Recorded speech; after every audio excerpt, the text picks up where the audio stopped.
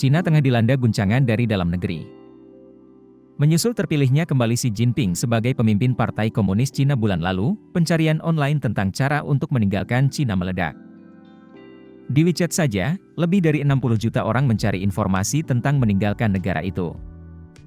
Seminggu kemudian, dengan kasus COVID-19 yang meningkat secara nasional, jumlah pencarian yang sama naik menjadi 80 juta dalam satu hari. Melansir Fox Business, kebijakan nol COVID Cina diyakini sebagai gagasan yang dikeluarkan Xi Jinping. Lebih buruk lagi, orang yang bertanggung jawab atas penanganan bencana penguncian Shanghai awal tahun ini, Li Qiang, ditunjuk menjadi Perdana Menteri Cina berikutnya. Kritik terhadap kebijakan nol COVID di negara itu terus meningkat. Saya tidak pernah tertarik politik, tapi sejak awal pandemi, banyak sekali hal yang keterlaluan terjadi. Kegilaan COVID ada di mana-mana, kata Wang, warga Shanghai. Wang mengaku saat ini dirinya sudah sadar dan dia merasa tidak tahan lagi. Selain itu, dengan berita Beijing menghadapi wabah baru COVID-19 yang lebih serius, kemungkinan warga yang ingin keluar dari Cina akan terus meningkat. Secara online, warga Cina terus menunjukkan kemarahan mereka.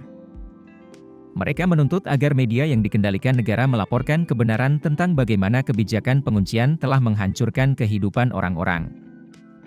Selain itu, beberapa kota telah mengeluarkan permohonan maaf atas penanganan penguncian kota atau telah berjanji untuk menjaga penduduk dengan lebih baik ke depannya.